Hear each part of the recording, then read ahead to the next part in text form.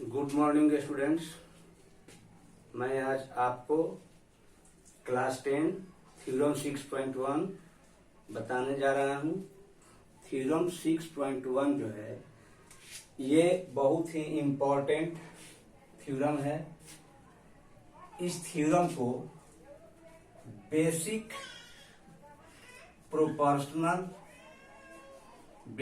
Proportion theorem भी बोला जाता है।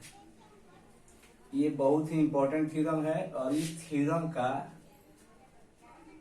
एग्जाम व्यू से काफी ज्यादा महत्व है, क्योंकि ये थ्योरम परीक्षा में हमेशा करीब आते रहता है। इसलिए इस थ्योरम को समझना काफी जरूरी है। जैसे ये थ्योरम ये है कि एक ट्रायंगल एबीसी है और इस ट्रायंगल में एक लाइन डी जो है बीसी के पैरेलल ड्रॉन किया गया है। ये जो लाइन डी है बीसी के पैरेलल ड्रॉन किया गया है, जो एबी को पॉइंट डी पर और एसी को पॉइंट ई पर इंटरसेक्ट कर रहा है।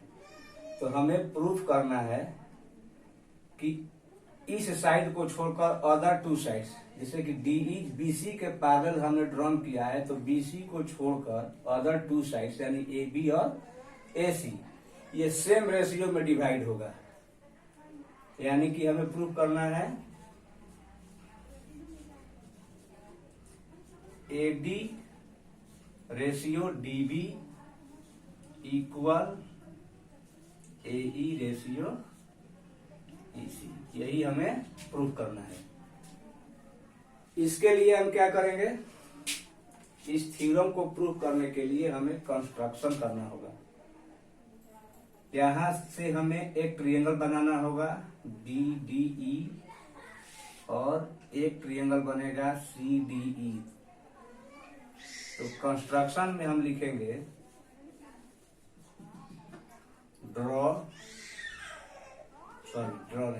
Join the point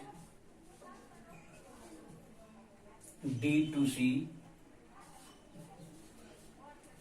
and point B to E। इस पॉइंट D को हमने C से ज्वाइन किया और पॉइंट B को हम E से ज्वाइन कर देंगे, ताकि मेरा दो ट्रायंगल बन जाए, एक DBE और एक CDE। और क्या करेंगे कि यहां से एक हम परपेंडिकुलर ड्रॉन करेंगे AC पर, उसका नाम हम लिखेंगे DS। और वर्टेक्स E से भी पॉइंट E से भी एक परपेंडिकुलर ड्रॉन करेंगे, इसका नाम लिखेंगे EG। कंस्ट्रक्शन में ये भी लिखेंगे also draw DS perpendicular AC and EG perpendicular AB। अब यहां लिखेंगे प्रूफ। एरिया ट्रायंगल ADE, इस ट्रायंगल का एरिया का रेशियो करेंगे area triangle DBE। Area triangle DBE, area of triangle जो होता है 1/2 बेस इंटू हाइट होता है। तो यहाँ मेरा AD बेस हो गया AD, हाइट हो गया, इस बेस के लिए हाइट EG होगा, यहाँ पे परपेंडिकुलर है, यहाँ लिख देंगे EG। यहाँ भी लिखेंगे 1/2 बेस। इस BDE ट्रायंगल का बेस देख रहे हैं कि BD है, यहाँ लिख देंगे BD इंटू EG। ये कट गया, यानी कि area triangle ADE upon area triangle DBE, ये जो होगा इक्वल होगा AD अपॉन BD का। ये मेरा इक्वेशन फर्स्ट। अगेन पुनः लिखेंगे area triangle ADE, area triangle ADE upon area triangle CDE equal होगा इस ट्रिएंगल का एरिया 1/2 बेस, इस बार हम AE रखेंगे और इसका कॉरेस्पॉन्डिंग हाइट जो होगा DF होगा, तो 1/2 base into height.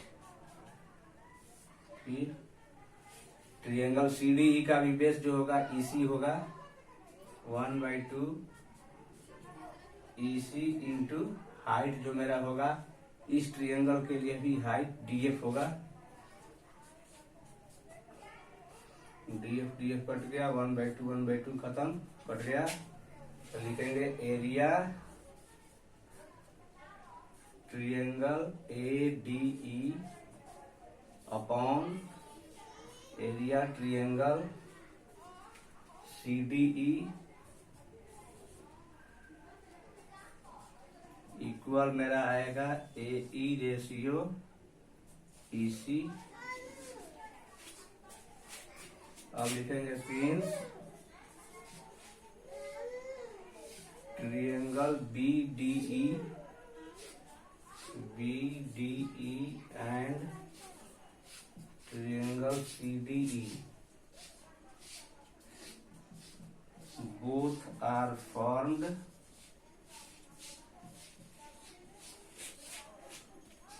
on the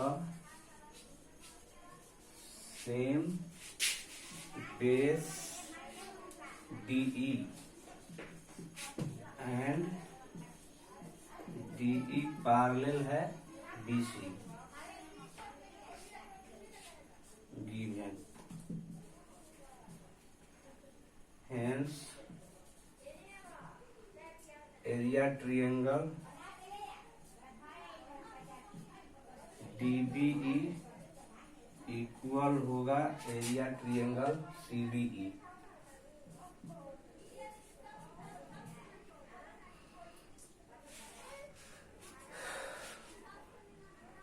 इसमें हम लिख सकते हैं और करते हैं, यहाँ देख रहे हैं कि ये जो आया है area triangle ADE proportion area triangle CDE equal आया है AE प्रोपोर्शन EC। और यहाँ हमने प्रूफ किया कि एरिया जो CDE है, CDE का जो एरिया है वो BDE के एरिया के इक्वल है। तो यहाँ से हम CDE को हटाकर, ये CDE यहाँ है, इसको हटाकर यहाँ हम ट्रिएंगल BDE लिख सकते हैं। यहाँ हो जाएगा area triangle ADE upon area triangle BDE equal AE proportion EC। ये मेरा सेकेंड इक्वेशन हो गया। अब लिखेंगे कि from equation first and second, देखिए ये इक्वेशन मेरा फर्स्ट है और ये मेरा जो था इक्वेशन, सॉरी ये इक्वेशन सेकेंड है और ये जो था मेरा इक्वेशन फर्स्ट है। इन दोनों में देखिए कि ये LHS में area triangle ADE upon area triangle DBE यहाँ भी है और यहाँ भी है area triangle ADE upon area triangle BDE। तो जब ये LHS पक्ष इक्वल है तो ये RHS भी इक्वल होगा, इसलिए हम इक्वेशन फर्स्ट और सेकंड से यहाँ लिख सकते हैं AD प्रोपोर्शन BD इक्वल होना चाहिए AE प्रोपोर्शन EC।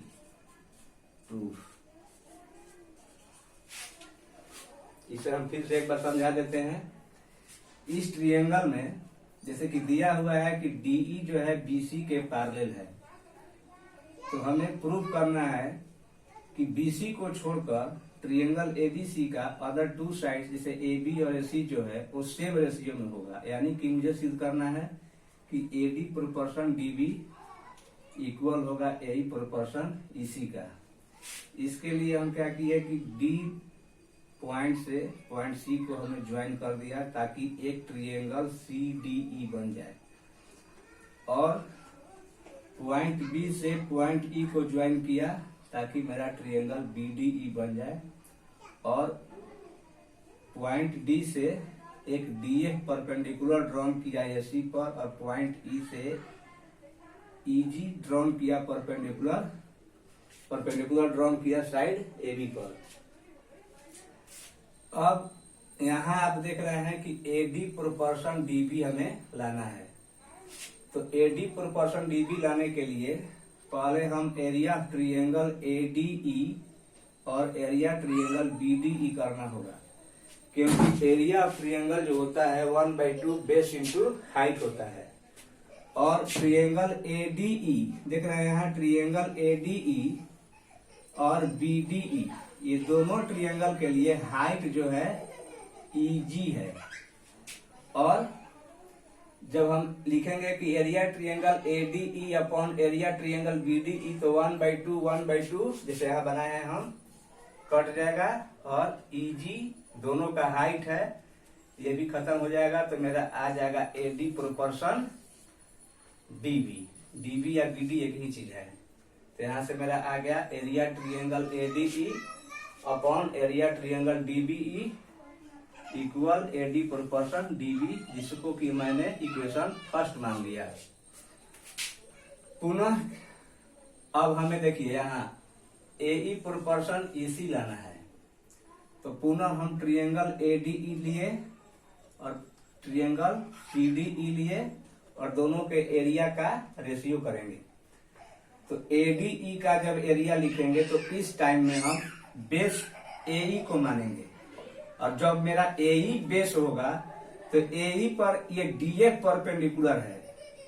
तो जब एई मेरा बेस होगा तो हाइट मेरा डीएफ होगा, और उसी तरीका से सीई के लिए ये ट्रिएंगल सीडीई का जो साइड सीई है उसके लिए भी हाइट यही होगा, जो कि सीई के बढ़ाए हुए पार्ट पर ये परपेंडिकुलर है। यानी कि ट्रिएंगल एडीई और ट्रिएंगल सीडीई दोनों के लिए बेस मेरा जो होगा क्रमशः एई और सीई होगा, और दोनों का हाइट डीएफ होगा।